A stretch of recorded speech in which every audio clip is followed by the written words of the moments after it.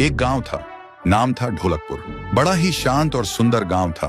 लोग हमेशा खुशी से झूमते थे क्योंकि उस गांव में रहता था महाराज रायस्टार, जो अपने गांव के लिए एक शेर था जो कभी अपने लोगों के साथ गलत होने नहीं देता था। लेकिन उस गांव में छुपा था एक डरावना राज, एक राज जो सबके दिल में था पर जुबान पे नहीं।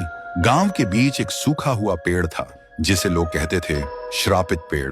ना कोई उसके पास जाता, ना कोई उससे आंख मिलाता। हर पूर्णिमा के अगले दिन उस पेड़ के नीचे एक लाश मिलती थी। लोग कहते रात में कोई आता है और लाश छोड़ जाता है, लेकिन कभी किसी ने कुछ देखा नहीं और देखता भी कैसे। जो देखता वो अगले दिन पेड़ के नीचे होता था।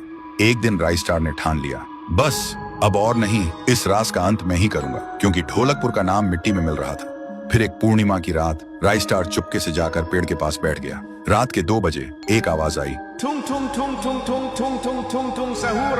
और फिर वो पेड़ भूत में बदल गया। वो भूत कुछ अजीब सा था, एक भयानक शैतानी हंसी वाला चेहरा, आंखें बड़ी बड़ी। वो पेड़ चल के एक घर के गेट को जोर जोर से खटखटाने लगता है। तभी एक आदमी डर के मारे आवाज सुन के बाहर निकलता है। वो भूत अपने लकड़ी जैसे हाथ से एक ऐसा थप्पड़ मारता कि उसकी सांस वहीं थम जाती है और उसी जगह उस लाश को ले जाता है और वापस फिर से पेड़ बन जाता था। देखते ही रायस्टार का दिल कांप जाता है, पर वो कुछ बोलता नहीं।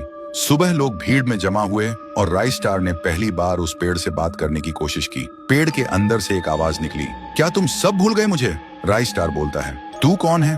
पेड़ बोलता है, मैं हूँ ठुन ठुन ठुन साहुर।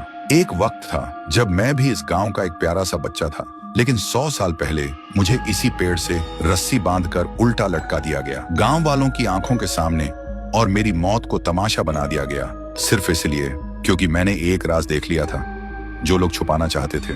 और उसी पल से मेरी रूह इस पेड़ से जुड़ गई। उस दिन से मैं इंसान नहीं, एक सज्जा बन गया, और हर पूर्णिमा में एक राजदार को चुनता हूँ और फिर उसे उसकी खामोशी का हिसाब देता हूँ। रायस्टार बोलता है, लेकिन अब तो वो लोग मर चुके हैं ना जो तेरा कसूरवार थे। अब तू मासूम लोगों को क्यों मार रहा है? पेड़ कुछ देर चुप रहता है, फिर बोलता है, ठीक है, बस एक बार मुझे याद करो, एक दिया जला दो, फिर मैं कभी किसी को नहीं मारूंगा। फिर रात में सब लोग आते हैं, एक एक दिया जलाते हैं, और तभी पेड़ अपने आप से आग पकड़ लेता है और आखिर में मुक्ति मिलती ठुन ठुन ठुन साहुर को। उस दिन के बाद गांव में कभी कोई लाश नहीं मिली। हर पूर्णिमा में लोग एक दिया जलाकर उसकी यादों को जिंदा रखते हैं, क्योंकि अगर भूल गए तो सपने में एक आवाज सुनाई देती थी, थुंग थुंग थुंग थुंग थुंग थुंग थुंग थुंग थुंग सहूर।